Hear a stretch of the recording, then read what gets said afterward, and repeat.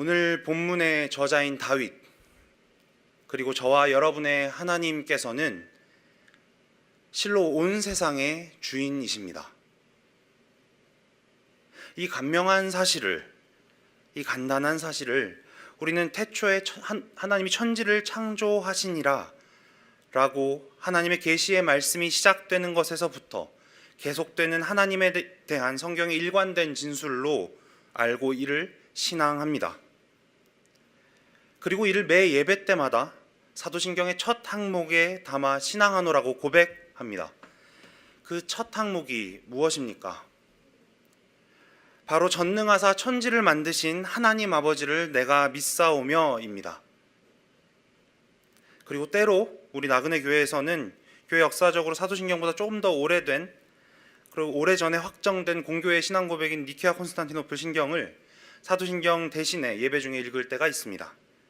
그 신경에서도 동일하게 첫 항목에 이 신앙의 항목을 고백하는데 좀 더 상세히 진술하는 것을 확인할 수가 있습니다. 뭐라고 고백합니까? 나는 하늘과 땅, 그 가운데 보이는 것과 보이지 않는 모든 것을 만드신 천지의 창조주, 전능하신 하나님 아버지를 믿습니다 라고 고백하죠. 그런데 이 신앙을 고백함에도 불구하고 은혜로 신자된 우리는 시시때때로 이 신앙과 상관없이 살기 쉽습니다. 그렇게 살면서 우리는 하나님께서는 다만 신자의 하나님이시기만 한 양 생각하기에 이릅니다. 문제의 심각함은 신자된 우리가 이 같은 생각이 틀린 것이 아니라고 여기는 데에 있습니다. 그렇게 생각하게 되는 것은 세상에 하나님이 없다 하는 자들이 우글우글대며 넘쳐나기 때문이며, 그 같은 자들이 주축이 되어 벌려놓은 어마어마해 보이는 번영과 수많은 사상들 앞에 곧 주눅이 드는 우리의 부패와 연약함 때문일 것입니다. 하지만 하나님의 백성들은 성경을 통하여 하나님께로부터 교훈받는 바대로 하나님께서는 온 세상의 주인이시다라는 것을 마음에 새겨둬야 마땅합니다. 그리고 성령 하나님께서는 바로 그 토대 위에서 신자들에게 하나님의 섭리를 깨닫게, 그리고 경험해 가게 하십니다. 오늘 본문은 세상의 경륜의 이해에 있어서 그 토대라 할 수 있는 이 신앙이 은혜로 다윗에게 주어졌다라는 걸 우리에게 확고하게 알려줍니다. 그리고 성령 하나님께서는 신자된 우리가 그 같은 토대 위에서 지금 여기에서 어떤 삶을 사는 것이 마땅한지를 교훈해 주십니다. 그리고 그 같은 삶이 선사된 자로서의 신분, 선물된 자로서의 신분, 그 근거에 대해서도 오늘 본문은 명백하게 알려줍니다. 오늘 말씀을 통해서 나사로를 죽음 가운데서 다시 살리신 그 예수님께서 그 살리시는 사역 바로 직전에 마르다에게 무릇 살아서 나를 믿는 자는 영원히 죽지 아니하리라고 말씀하신 그 말씀에서 계시된 바, 이 땅을 살며 맛본다는 그 영생이 뭔가에 대해 깨닫게 하시는 은혜의 충만함으로 인해 감사가 넘치시길 바랍니다. 오늘 본문은 특별히 표제어에서 그 배경이 언제인지가 특정되어져 있습니다. 표제어로 가보시면 바로 에돔인 도액이 사울에게 이르러 다윗이 아히멜렉의 집에 왔다고 그 사울에게 말하던 때에 라고 되어 있습니다. 이 일에 대해서 구약의 역사서는 우리에게 그 사실을 전해주고 있습니다. 함께 사무엘상으로 가보시겠습니다. 사무엘상 21장 22장의 내용입니다.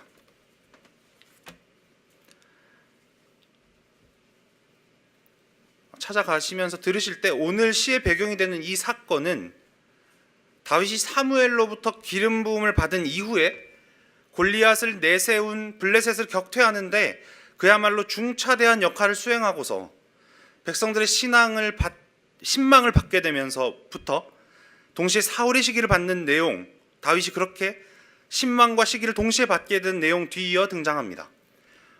사울의 시기는 다윗을 죽이려고 하는 데까지 나아갔죠.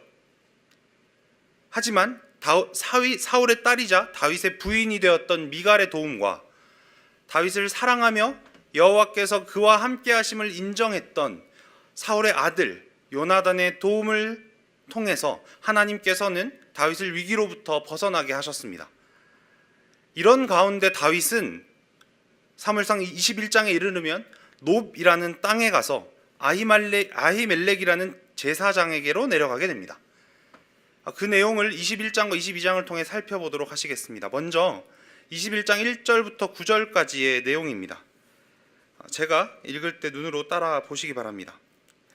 다윗이 노베에 가서 제사장 아히멜렉에게 이르니 아히멜렉이 떨며 다윗을 영접하여 그에게 이르되 어찌하여 내가 홀로 있고 함께하는 자가 아무도 없느냐 하니 다윗이 제사장 아히멜렉에게 이르되 왕이 내게 일을 명령하고 이르시기를 내가 너를 보내는 것과 내게 명령한 일은 아무것도 사람에게 알리지 말라 하시기로 내가 나의 소년들을 이러이러한 곳으로 오라고 말하였나이다. 이제 당신의 수중에 무엇이 있나이까? 떡 5덩이나 무엇이나 있는 대로 내 손에 주소서 하니 제사장이 다윗에게 대답하여 이르되 보통 떡은 내 수중에 없으나 거룩한 떡은 있나니 그 소년들이 여자를 가까이만 하지 아니하였으면 주리라 하는지라.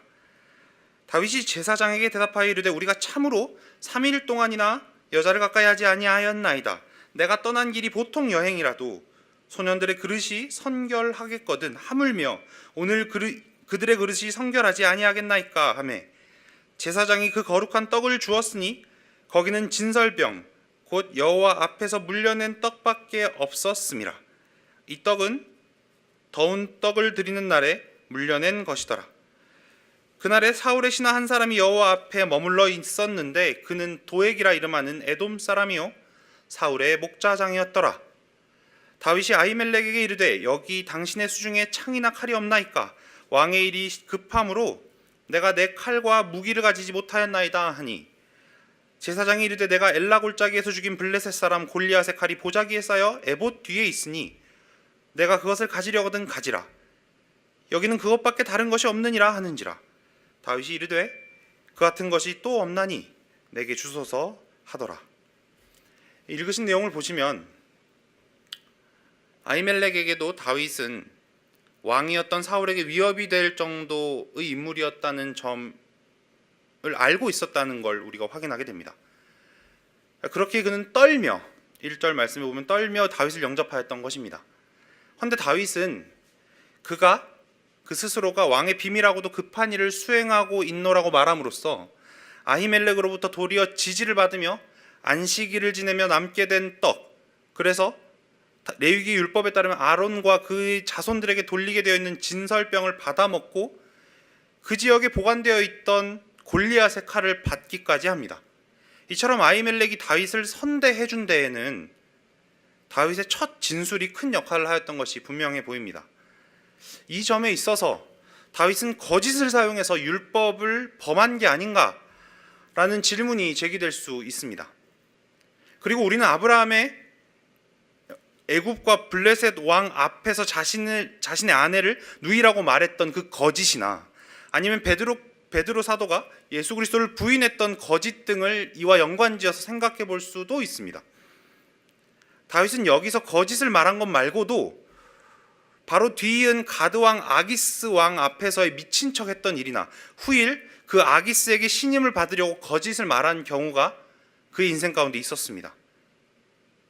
여기서 반드시 생각해야 할 것은 하나님께서는 이 같은 거짓을 그저 참된 일이라고 말하시는 분이 아니라는 점입니다.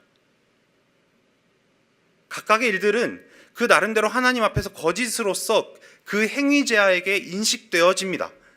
그 행위를 한 사람에게 있어서는 죄가 죄구나라는 인식이 있기 마련이라는 겁니다. 그 자체로서 이미 각각의 거짓은 죄된 행위로서의 역할을 각 신자들의 삶 가운데 하고 있다라는 사실을 기억해야 합니다. 그리고 거짓은 죄악이기 때문에 분명히 실제적인 결과도 초래되는 것을 각 경우마다 우리가 살펴볼 수 있습니다. 그럼에도 그때 하나님께서는 그마저도 선용하십니다. 섭리하시는 것이죠. 그런데 여기에 일은 그 같은 일반적인 의미보다 한 걸음 더 들어가 직접적이고도 독특한 하나님의 평가를 받습니다. 훗날 예수 그리스도께서 안식일에 제자들이 밀밭사이를 거닐 때에 이삭을 잘라 먹는 것 때문에 바리새인들로부터 정죄를 당할 때 예수님께서는 이 이야기를 인용하십니다. 마태복음 12장으로 가보시겠습니다. 마태복음 12장으로 찾아가 보시면 1절부터 그 내용이 진술되어 있습니다.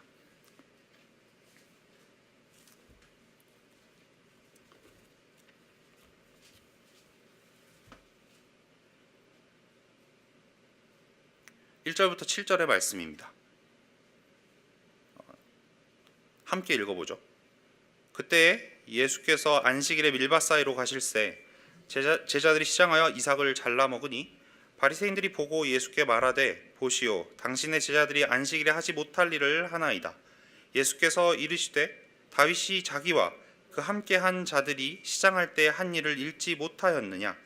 그가 하나님의 전에 들어가서 제사장 외에는 자기나 그 함께한 자들이 먹어서는 안 되는 진설병을 먹지 아니하였느냐. 또 안식일에 제사장들이 성전 안에서 안식을 범하여도 죄가 없음을 너희가 율법에서 읽지 못하였느냐. 내가 너희에게 이르노니 성전보다 더 큰 이가 여기 있느니라. 나는 자비를 원하고 제사를 원하지 아니하니라 하신 뜻을 너희가 알았더라면 무죄한 자를 정죄하지 아니하였으리라. 인자는 안식일의 주인이니라 하시니라. 이 말씀 중에 보시면 다윗이 진설병을 먹었던 이 일과 병행해서 예수님께서는 민수기에서 하나님께서 제정하셨던 바 안식일에 제사장들이 성전 안에서 안식을 범해도 죄가 없다라고 말씀하신 그 말씀을 인용합니다. 그러면서 성전보다 큰 이로 예수님 본인 스스로를 말씀하십니다. 이로써 예수 그리스도 안에서 율법의 모든 의식법은 그 정죄를 잃게 되는 걸 말하는 것이죠. 그리고 그 같은 말씀 사이에 방금 읽은 사무엘상의 이야기가 포함되어져 있습니다.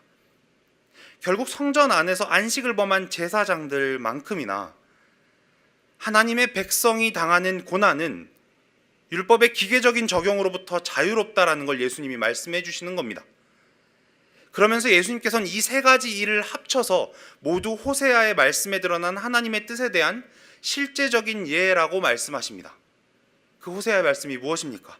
바로 나는 자비를 원하고 제사를 원하지 아니하노라 하신 말씀입니다. 이로써 알 수 있게 되는 점이 매우 중요합니다. 그건 하나님의 언약 백성이 당하는 고난은 그 자체로 의롭다고 정의되는 것은 아닐지 모르나 시간을 초월하여 오직 성전보다 크신 예수 그리스도의 공로로 말미암아 율법의 정죄로부터 자유하다는 것입니다. 그런데 앞서 읽은 21장 사무엘상 21장 7절에 보시면 오늘 시편의 표제어에 등장했던 도액이 그 자리에 있었다는 걸 알 수 있게 됩니다. 그런데 그에 대한 소개가 한 가지 더 주어지죠. 바로 사울의 목자장이었다라는 겁니다. 여기서 말하는 목자장이라는 건 단순히 마부 정도가 아닙니다. 로마 시대를 비롯해서 근대에 이르면 영국이 대영제국이었을 때에 이르기까지 목자장이라는 말의 용어는 군사용 말들 전체를 관리하는 굉장히 중요한 관직을 의미했습니다.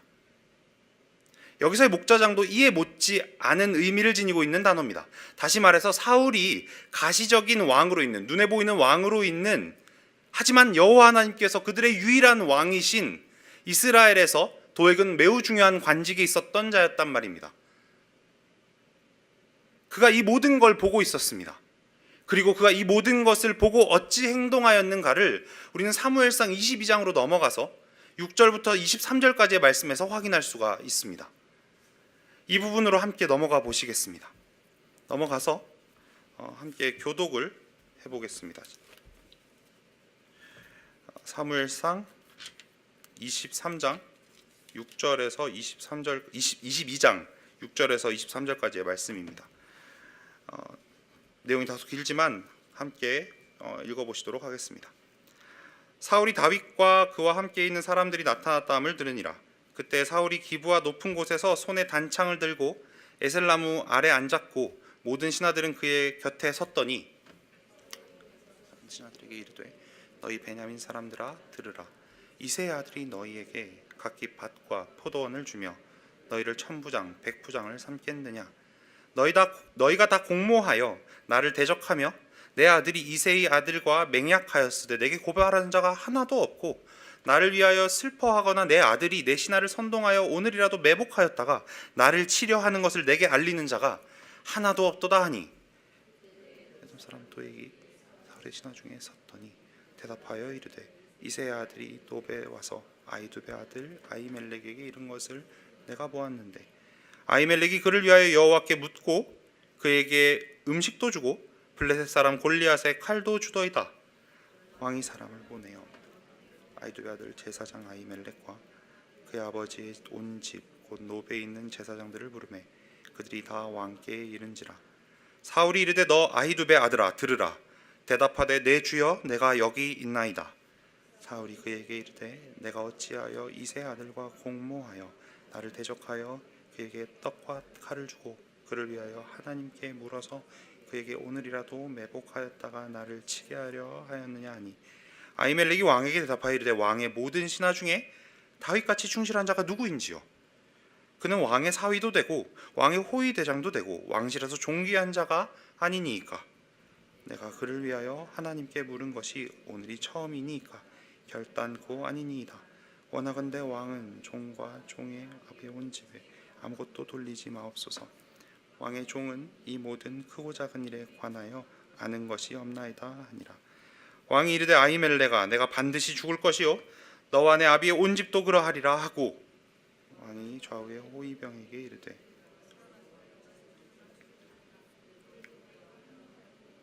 또 그들이 다시 도망한 것을 알고도 내게 알리지 아니하였음이니라 하나 왕의 신하들이 손을 들어 여호와의 제사장들을 죽이기를 싫어하는지라. 왕이 도액에게 이르되 너는 돌아가서 제사장들을 죽이라 하매 에돔 사람 도액이 돌아가서 제사장들을 쳐서 그날에 세마포 에봇 입은 자 85명을 죽였고 제사장들의 성읍 노베 남녀와 아이들과 젖 먹는 자들과 소와 나귀와 양을 칼로 쳤더라.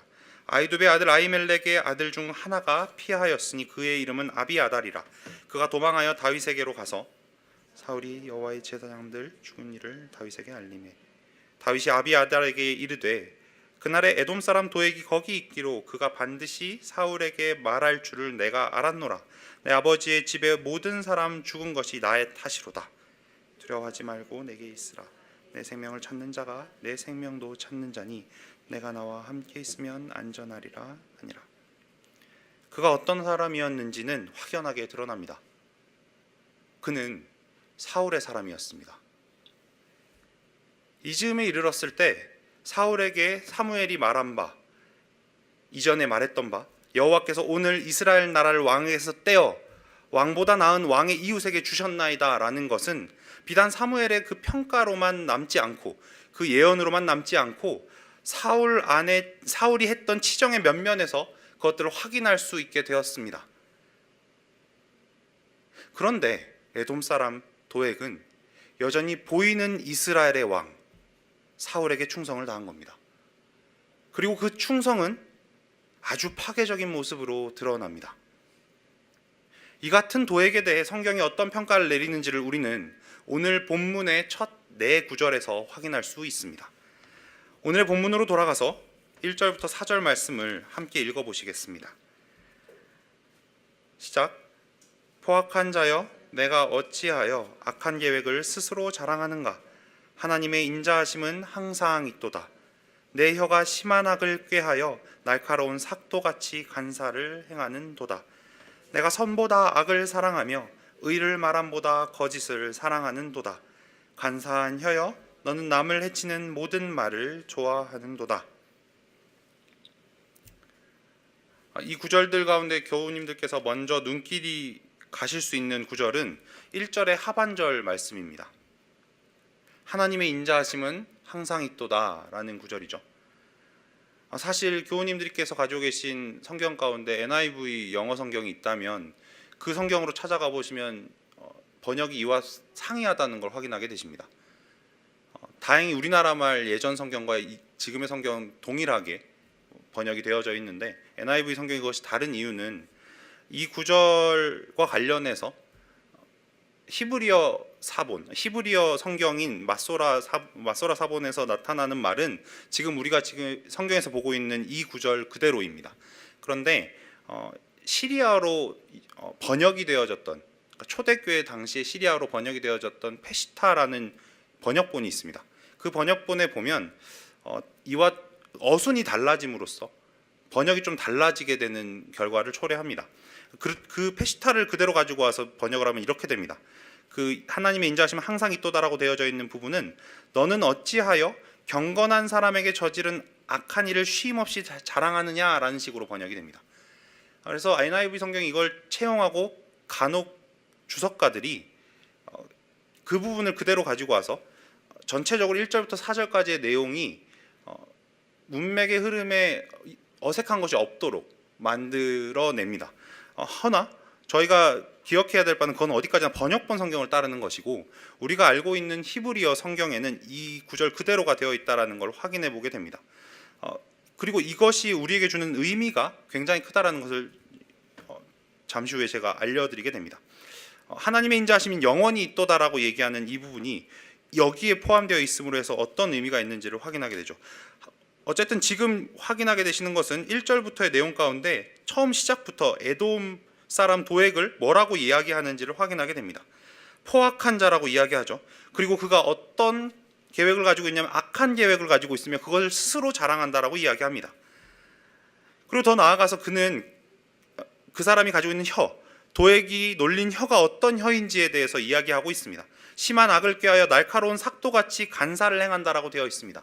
이 삭도는 사실 원어 성경 그대로를 보면 의술을 행할 때 사용되어지는 칼을 의미하는 히브리어로 되어 있습니다. 결국 혀라는 것이 사람을 살릴 수도 있고 죽일 수도 있는 중립적인 것임을 의미하는 것이죠. 그런데 지금 악인이 그 혀를 사용하여서 무슨 일을 행하고 있는지를 다윗이 이 2절을 통하여서 우리에게 알려주는 것입니다. 간사를 행한다라고 이야기하죠. 그리고 그가 그렇게 간사를 행하는 그 마음의 심중에 무엇이 있는지를 3절 말씀을 통하여 알려줍니다. 내가 선보다 악을 사랑한다라고 이야기하고 의를 말함보다 거짓을 사랑한다라고 이야기합니다. 그리고 간사한 혀를 가진 그 사람을 가리켜 남을 해치는 모든 말을 좋아한다라고 이야기합니다. 결국 간사한 혀, 그렇게 날카로운 삭도 같은 그 혀를 놀려서 간사를 행하는 그 사람의 목적이 남을 해치는 데로 나아가고 있다는 것을 4절 말씀을 통해 우리에게 알려주는 것입니다. 그런데 여기서 잠시 생각해 볼 점은 서두에서 말씀드린 바대로 다윗은 지금 거짓말, 표면적으로 얘기했을 때 거짓말을 본인이 했습니다. 그리고 어찌 보자면 그냥 객관적인 사실로 보자면 도액이 사울에게 한 말은 사실 그대로를 전한 말입니다. 근데 지금 그 말을 가리켜서 3절 말씀에 보면 다윗은 거짓을 사랑한다라고 이야기하는 겁니다. 근데 여기서 생각해 볼 점은 거짓에 반대되는 말로 다윗이 차용한 말하고 있는 말이 의라는 것입니다. 의를 말하는 것이라는 단어를 사용하고 있습니다. 참이 아니라 의와 관련된 단어로 거짓이라는 단어를 사용하고 있는 것이죠. 결국 이 1절부터 4절의 말씀을 통해서 도액이 어떤 마음과 또 어떤 행동으로 하나님의 언약 백성들을 대하고 있었던지에 대해서 다윗이 이야기하고 있는 것을 확인하게 됩니다. 그런데 1절 말씀의 하반절로 다시 돌아가서 여기에서 이 도액과 관련해서 하나님의 인자하심이 항상 있다라고 이야기하는 게 무슨 의미인지에 대해서 지금부터 말씀드리겠습니다. 5절 말씀에 보면 그런즉 하나님이 영원히 너를 멸하시며 너를 붙잡아 내 장막에서 뽑아내며 살아있는 땅에서 내 뿌리를 빼시리로다 라고 되어 있습니다. 얼핏 보면 동일한 표현이 세 가지 동일하게 반복되어져 있는, 지속해서 반복되어져 있는 모습을 확인하게 됩니다. 하나님이 영원히 너를 멸하시며 너를 붙잡아 내 장막에서 뽑아내며 살아있는 땅에서 내 뿌리를 빼시리로다 라고 되어 있습니다. 근데 이 모든 것의 주체가 하나님이십니다. 악인에 대해서, 악인이 심판을 당하는 것에 대해서 다윗이 이야기하는 바는 악인의 심판당함은 하나님께서 하시는 일이라고 이야기하고 있는 겁니다. 그리고 5절 말씀에서 중요한 표현 한 가지는 영원히라는 단어입니다. 이와 관련해 다윗은 지금 도액이, 그리고 사무엘상으로 돌아가 봐도 도액이 이후에 어떻게 되었는지에 대한 얘기가 나와 있지 않습니다. 그리고 우리가 알고 있는 바대로 하박국 선지자에게로 거슬러 올라가 보면 악인이 이 땅에서 얼마나 잘 되는지가 너무나도 잘 보여집니다. 그리고 우리 여전히 이 땅을 살면서 악인의 번영함을 늘 목도하며 살아갑니다. 그런데 지금 여기서 5절 말씀을 통해서 다윗이 이야기하는 바는 그 악인들이 하나님 앞에서 영원히 멸망을 당한다는 겁니다. 그리고 그들이 생각하고 있는 바는 자신들이 떵떵거리며 어떤 거주지에서 번영하고 살고 있는 것 같아 보일지 모르겠으나 다윗이 보는 시각에서는 악인들의 그 거주함은 장막에 거주하는 것 같은 일시적인 거주함이라는 걸 5절 말씀을 통해서 확인시켜 줍니다. 그리고 그들이 살고 있는 그 땅에서 뿌리를 뽑아버리시겠다고, 하나님께서 뿌리를 뽑으실 것이라고 이야기하는 것입니다. 또한 5절 말씀까지를 통해서 우리에게 알려주는 바 한 가지는 하나님의 언약 백성으로 서 있는 다윗이 그 악인들을 심판해 주시기를 하나님께 간구하고 있는데 나아가고 있지 않다는 것입니다. 하나님께서 악인들을 심판하시는 것은 정해진 일입니다. 그 정해진 일을 지금 다윗은 보고 있는 것입니다. 그 보고 있는 것을 6절 말씀으로 넘어가 보면 확인하게 되죠. 의인이 보고 두려워하며 또 그를 비웃어 말하기를 이라고 되어 있습니다. 첫 번째 동사로 제시되어져 있는 보고라는 동사를 저와 여러분들이 잘 생각하여야 합니다. 다름 아니라 오늘 서두에서 말씀드린 바대로 하나님이 온 세상의 주인이시라는 것을 저와 여러분들의 인생을 통하여서도 확인할 수 있지만 세상을 경영하시는 하나님을 봄으로써도 그것을 목도할 수 있습니다. 세상을 경영하시는 하나님의 그 경영하심, 하나님의 작정대로 그 온 세상을 다스려 가시는 그 통치를 통하여서도 의인들은 하나님이 온 세상의 주인이시라는 걸 확인할 수 있다는 것입니다. 그 보물을 통하여서 의인들이 어디에로 나아갑니까? 두려워하는 데로 나아갑니다. 이 두려워함은 노예로서, 종으로서 주인이 행하는 어떤 일에 있어서 가지고 있는 노예로서의 두려움을 의미하는 것이 아니라 저와 여러분들이 알고 있는 바대로 예수 그리스도를 통해서 우리에겐 이미 명백히 주어진 바대로 양자됨으로 말미암아서 양자된 자가 가지고 있는 아버지에 대한 경외입니다. 그 경외함 가운데 두려워한다라는 것입니다. 의인들이 그렇게 두려워하며 그것을 평가하는 데까지에 나아갑니다. 비웃어 말한다라고 이야기하죠. 이 비웃어 말하는 것 역시 악인의 멸망함에 있어서 그것을 기뻐하며 조소 섞인 그러한 반응을 말하는 것이 아닙니다. 하나님께서 온 세상을 다스려 나가시는 것을 보며 그것을 관조하며 그 앞에서 그들의 그 멸망함을 하나님께서 그들을 멸망케 하시는 것이라고 정죄할 수 있는 것, 그리고 평가할 수 있는 것이 의인에게 주어져 있다라는 것입니다. 무엇라고 말합니까? 7절 말씀을 함께 읽어보시겠습니다. 이 사람은 하나님을 자기 힘으로 삼지 아니하고 오직 자기 재물의 풍부함을 의지하며 자기 악으로 스스로 든든하게 하던 자라 하리로다. 다윗이 이렇게 그들에 대해서, 악인들에 대해서 이야기하고 있는 바는 명백합니다. 하나님을 자기 힘으로 삼지 않는다는 것입니다. 그리고 그들이 의지하는 바는 자기 재물의 풍부함을 의지한다는 것이죠. 그리고 자기 악으로 스스로 든든하게 한다는 것입니다. 자기 악으로 스스로 자랑한다라고 이야기하는 52편의 제일 서두에 나와 있는 말씀과 맥이 닿아 있는 그 말씀이라고 할 수 있습니다. 여기까지에 이르르면 의인이 하고 있는 바는 자신을 보는 것이 아니라 포악한 자의 시작과 그 결국을 보며 그로 인하여서 하나님의 다스리심, 하나님의 온 세상을 통치하시는 것으로 인하여서 두려워하며 비웃어 말하는 대로 나아가고 있다는 것입니다. 이것이 다만 다윗에게만 주어진 삶의 모습이 아니라 저와 여러분들에게 주어진 삶의 모습임을 기억해야 하겠습니다. 그럴 때 52편의 말씀은 여기 이 7절에서 끝나지 않습니다. 의인이 해야 될 바가 더 있다라는 것입니다.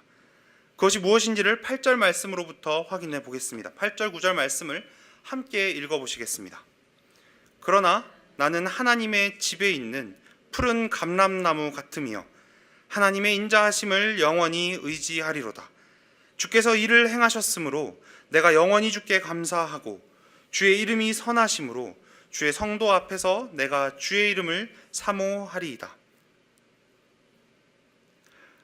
악인을 바라보고 있었던 다윗은 자신의 시각을 돌려 스스로를 보기에 이릅니다.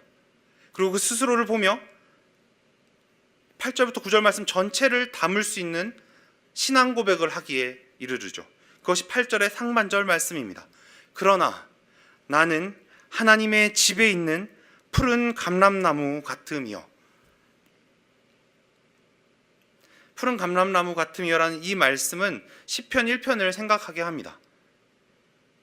또한 이 말씀을 통하여서 하나님의 집에 있는 그 푸른 감람나무가 어떤 성품을 가지고 있고 어떤 특성을 가지고 있는지를 8절 이하의 말씀이 알려줍니다.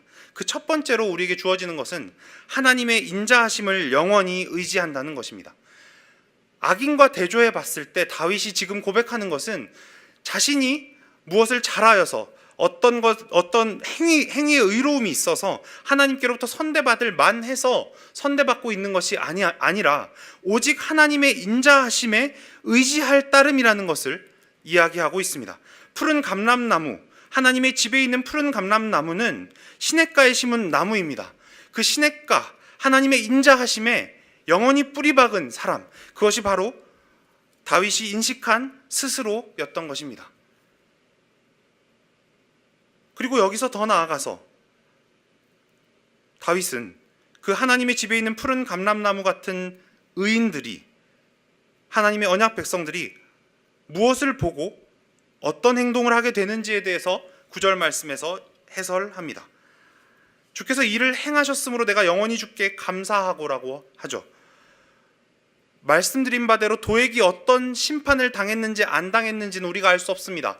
허나 저희가 구약성경 내내를 살펴보면서 확인하는 바대로 하나님께서 의인을 선대하시는 것, 여기서 얘기하는 의인이란 자신의 의를 의지하는 의인이 아니라 하나님의 인자하심을 의지하는 그 의인들을 선대하시는 것을 우리가 구약 내내 확인하게 되고, 또한 신약을 넘어서서 우리의 인생 가운데 확인하게 됩니다. 그 하나님의 선대하심, 그 행하심을 가지고, 그 행하심에 의지하여서 다윗이 지금 이야기하고 있는 바는 영원히 주께 감사하겠다는 것입니다. 그리고 마지막에 이르르면 주의 이름이 선하심으로 주의 성도 앞에서 내가 주의 이름을 사모하겠다라고 이야기합니다. 52편 전체를 준비하는 가운데, 설교를 준비하는 가운데 제 눈길을 가장 많이 끌었던 구절이 바로 이 구절입니다. 주의 이름이 선하심으로 주의 성도 앞에서 내가 주의 이름을 사모하리이다. 그냥 읽고 넘어갈 부분입니다. 교우님들과 제가 주의 이름이 선하다라는 것을 두고 한번 생각해 볼 필요가 있습니다. 주의 이름이 선하답니다. 주의 이름이 선하다는 게 어떤 의미입니까? 주의 이름이 무엇입니까? 저희에게 계시되어진 바 하나님의 이름이 무엇입니까? 스스로 있는 자 여호와 아니십니까? 그 하나님께서 존재하시는 것 자체가 우리에게 선하다는 것입니다. 하나님께서 존재하시고 만물을 지으셨을 뿐만 아니라 만물의 통치자로 그 통치하시는 바를 행하신다라는 것이 우리에게 얼마나 선한지를 지금 이 말씀이 우리에게 전달해 주는 것입니다. 그리고 그 주의 이름의 선하심은 비단 그 여호와라는 이름에만 머물지 않습니다. 예수 그리스도께서 성육신하셔서 일구신 모든 사역 이후, 구속사역 이후에 사는 우리에게 있어서 여호와 이름은 어디에까지 이르릅니까? 우리가 신앙 고백하듯 하나님의 유일하신 독생자, 우리 주 예수 그리스도에게까지 이릅니다.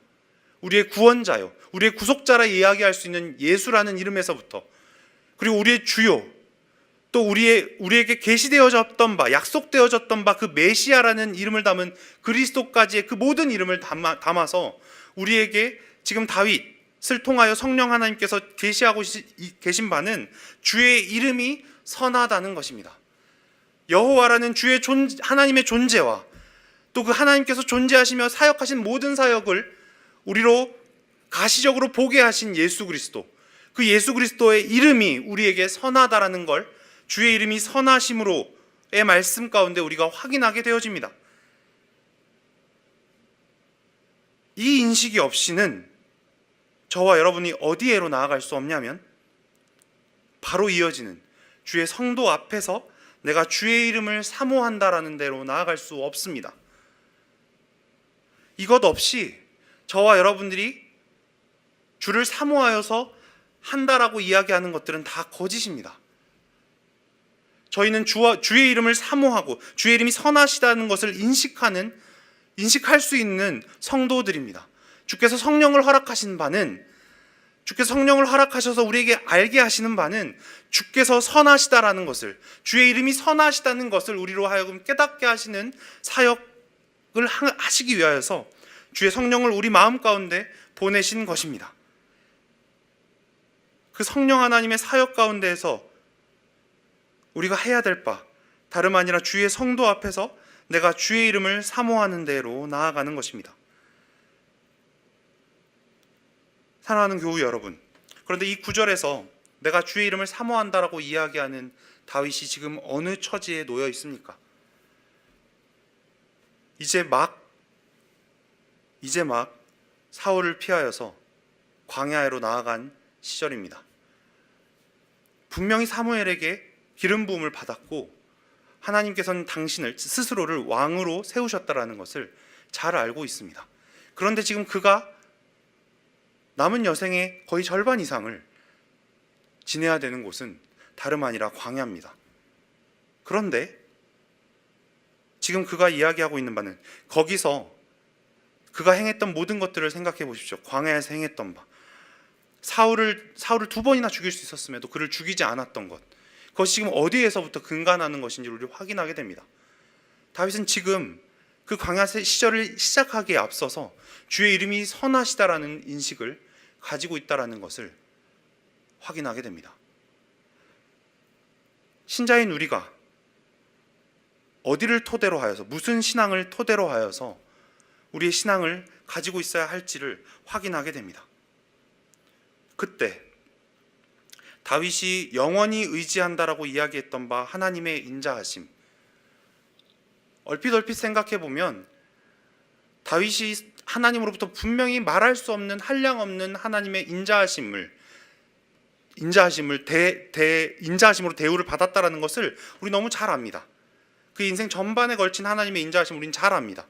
그런데 그 하나님의 인자하심이 저와 여러분에게 더욱더 가시적으로 드러난 것이 명백합니다. 요한복음으로 잠시 가보시겠습니다.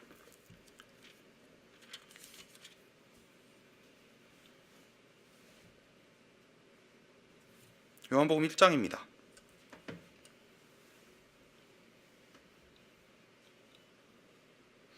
요한복음 1장